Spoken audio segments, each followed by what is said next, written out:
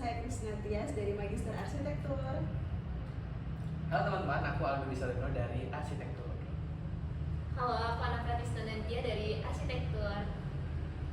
Halo teman-teman, aku Zul Pascual dari Magister Urban Planning. Hai semua, kembali lagi di Ngomas, ngobrol-ngobrol arsitektur.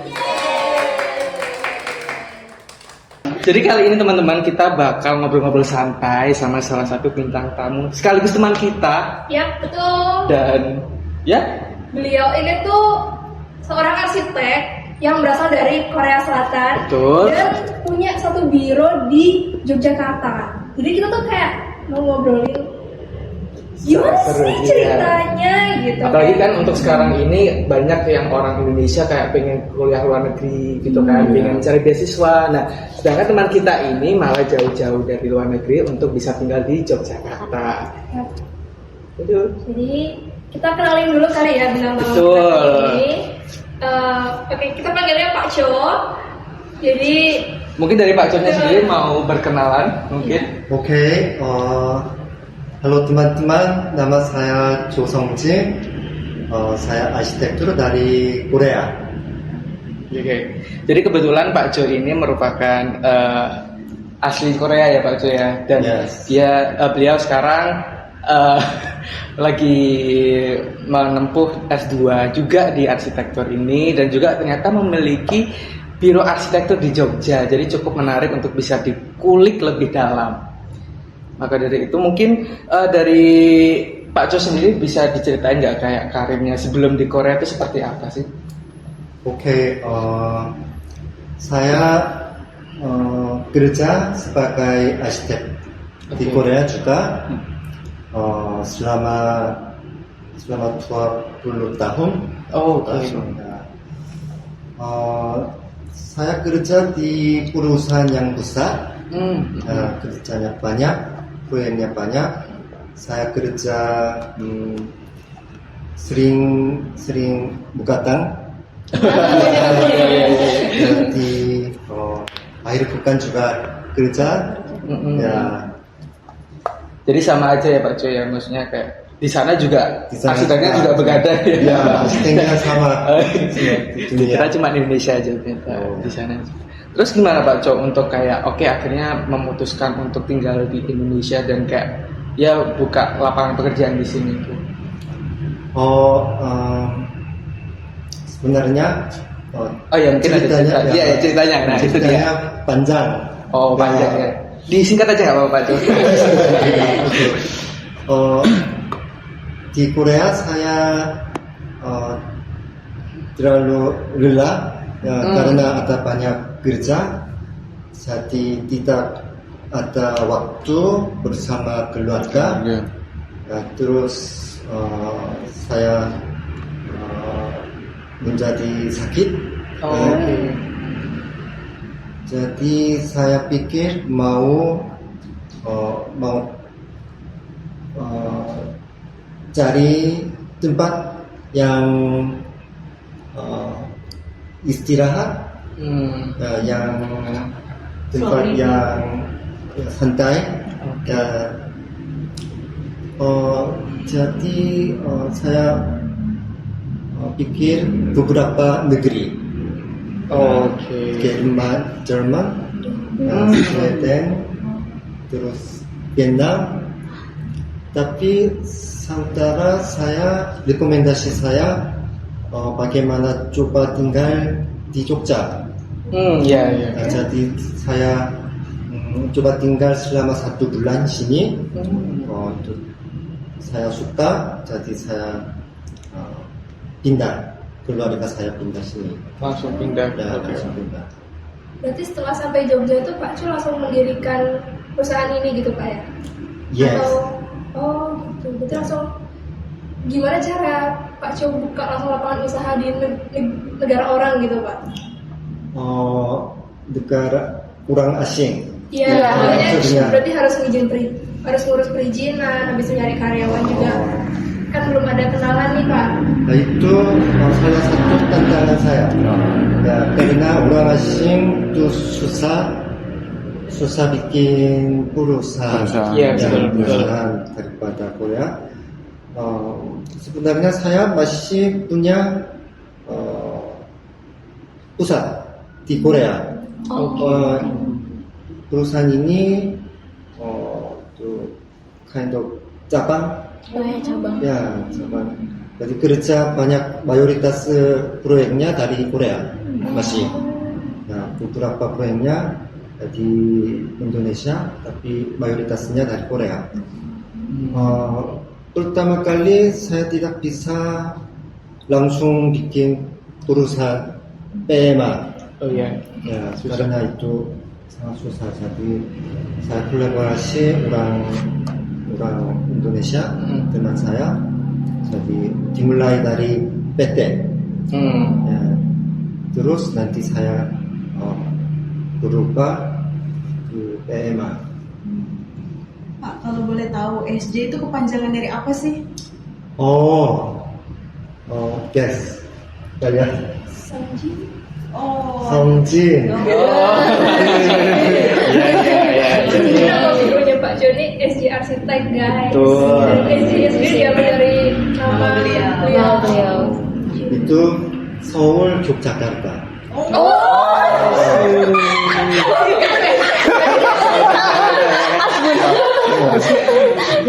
Berarti nama biro pusatnya itu bukan SJ, Pak? Itu juga SJ. Nah, itu dari nama saya, Songjin. Iya. Tapi di sini ya saya tambah ya arti ya, lain.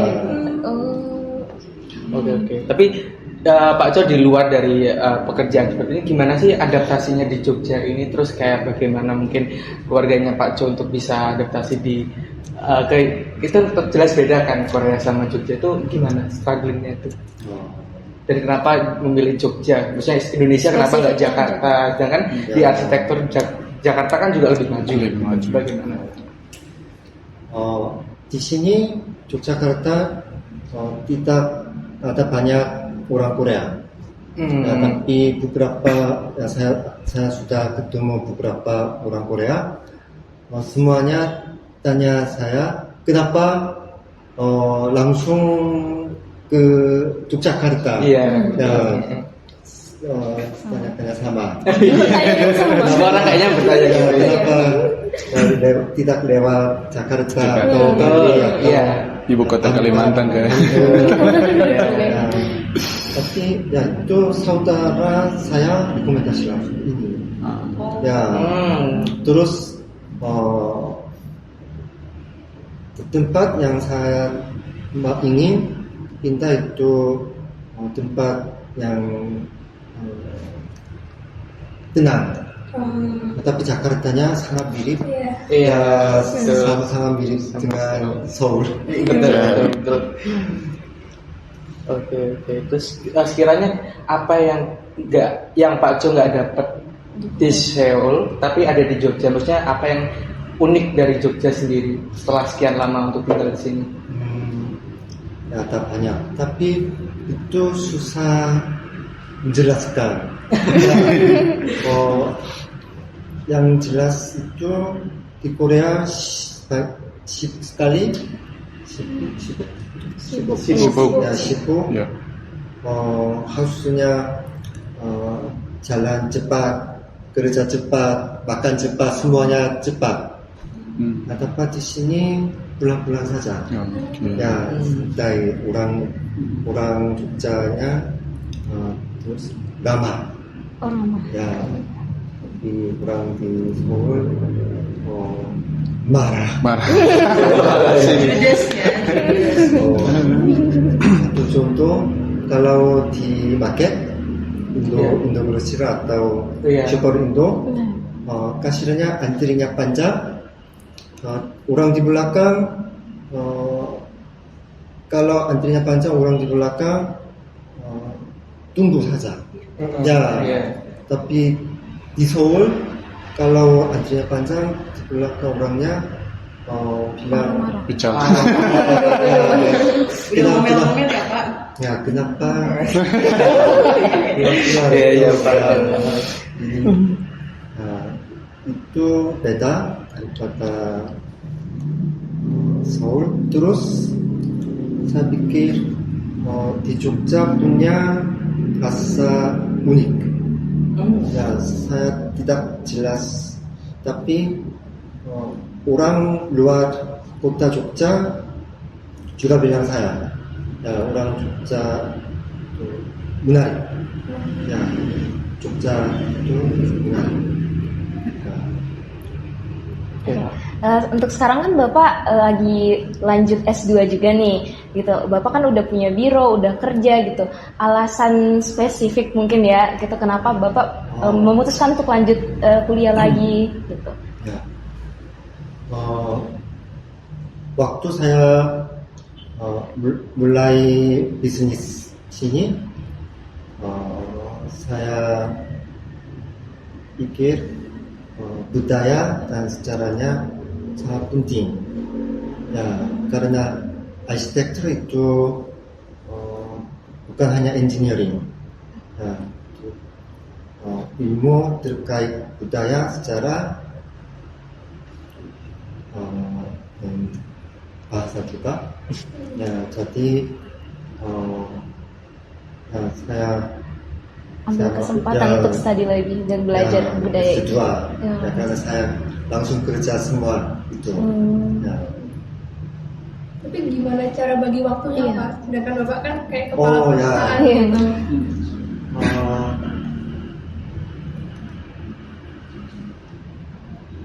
Jadi saya setiap hari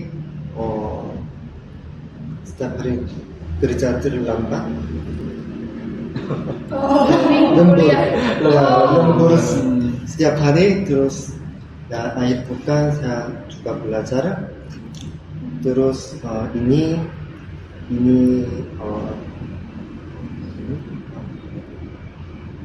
Rahaya ini Rahaya secret. Oh, This is rahasia. rahasia. Rahasia. Ya, rahasia. Kadang-kadang karyawan saya bantu saya. Oh ya. Ya, benar. Oke, terus berarti menurut Pak Jo, ini pertanyaan yang cukup ini ya, cukup dalam. Menurut Pak Jo itu sukses itu apa sih? Sedangkan Pak Jo untuk memutuskan untuk kuliah lagi, sedangkan sebenarnya membangun bisnis ini pun kayak udah cukup sebenarnya. Mungkin bagi orang-orang lain yang melihat kayak udah settle dari yang awalnya Korea pindah ke Jogja, terus membangunnya di Jogja itu kan struggling terus. Padahal sebenarnya orang yang lihat awam itu kayak Pak Jo tuh udah sukses, kenapa ke Jogja, terus kenapa kuliah lagi? Nah, menurut Pak Jo sendiri itu sukses dan bahagia itu seperti apa? Itu In English nggak apa-apa. Oh, jadi nggak apa-apa. Daripada bingung. saya coba bahasa. Iya. Nggak apa-apa Pak Jo. Di Korea hidup saya juga stabil. Bapak, Ya. uangnya cukup, proyeknya cukup, banyak, tapi saya tidak bahagia karena tidak ada waktu bersama keluarga atau teman atau sendiri. Ya. Menurut saya hidup sukses itu adalah sederhana. Nah, kerja buat keluarga, membesarkan anak, terus hidup sehat. Ya itu saja saya pikir. Tapi di Korea itu susah. Ya, itu sederhana tapi susah dilakukan. Ya, tapi sini saya senang. Saya kerja yang mirip sama dengan Korea. Ya masih lembur, masih kerja akhir pekan, tapi saya senang karena tidak ada stres dari luar. Ya. Tidak ada tekanan. Jadi menurut Pak Jo tuh yang utama tuh harus gimana biar bisa kumpul sama keluarga gitu dulu Pak ya, kayak baru pekerjaan gitu Pak. Pak yang pertama tuh keluarga dulu gitu. kebahagiaan keluarga dulu. Atau bagaimana? Saya langsung gitu si Enggak, maksudnya Pak Co tuh maksudnya arti kayak sukses Pak Co bahagianya itu kalau misalnya Pak Co bisa spare waktu antara kerjaan sama keluarga gitu, kayak utama Seimbang. harus seimbang gitu. Apa bagaimana? ya harusnya seimbang itu penting. Tapi ya itu karena siang kerja ya malamnya harus tidur. Ya jadi kalau saya kerja keras ya harusnya ada waktu istirahat. Ya, mungkin itu suksesnya ya, seimbang Balance, ya. dua. Oke, terus ini mungkin pertanyaan terakhir kali ya? Atau ada lagi? Aku ada pertanyaan terakhir sih, Pak Co. Jadi kira-kira pesan apa dari Pak Co untuk orang-orang yang sekiranya pengen keluar dari zona nyaman tapi takut? Apalagi dari ceritanya Pak Co itu kan butuh keberanian, butuh nyali yang sangat tinggi untuk bisa tinggal di negara orang dengan yang memiliki kultur yang berbeda, kemudian kehidupan yang berbeda, kondisi yang berbeda. Mungkin pesan buat teman-teman yang menonton ini, mungkin ada keinginan pengen kerja di luar negeri, pengen kuliah di luar negeri, pengen cari ini tapi masih takut untuk Di sini ada. Ada. Siapa mau ini Saya, Pak. ya Saya juga mau. kalau gitu jangan takut. Jangan takut. Ya jangan takut ya karena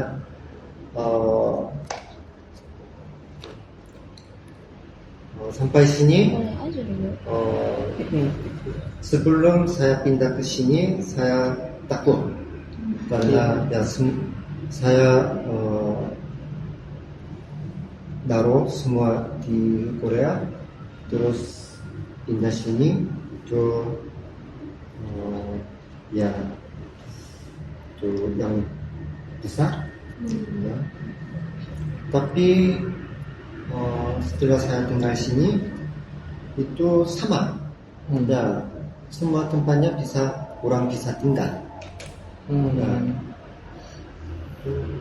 Ya. Berarti memang first step-nya kita harus melawan rasa takut kita sendiri ya Pak.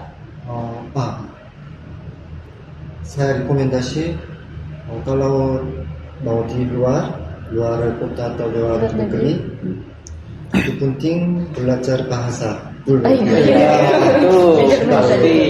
Ya. Belajar bahasa. And it's okay, I think. Ya. Jangan takut. Saya bisa, teman-teman juga bisa. Jadi dari cerita hari ini itu kita belajar bahwa terkadang tempat yang dianggap biasa justru bisa menjadi luar biasa bagi orang lain. Jadi ketika kita benar-benar memilihnya dengan sadar, itu kita pasti sudah tahu kenapa dan udah tahu resikonya seperti apa. Jadi bahwa kesuksesan itu tidak selalu tentang pergi sejauh mungkin, tapi tentang menemukan makna di tempat kita berada. Seperti itu. Jadi udah ya, pamitan ya? Udah. Sekian dari Sudah podcast cukup. kami. Terima kasih untuk Pak Jo. Sudah Terima kasih. Jadi sampai jumpa di podcast selanjutnya. Ya, terima kasih buat teman-teman.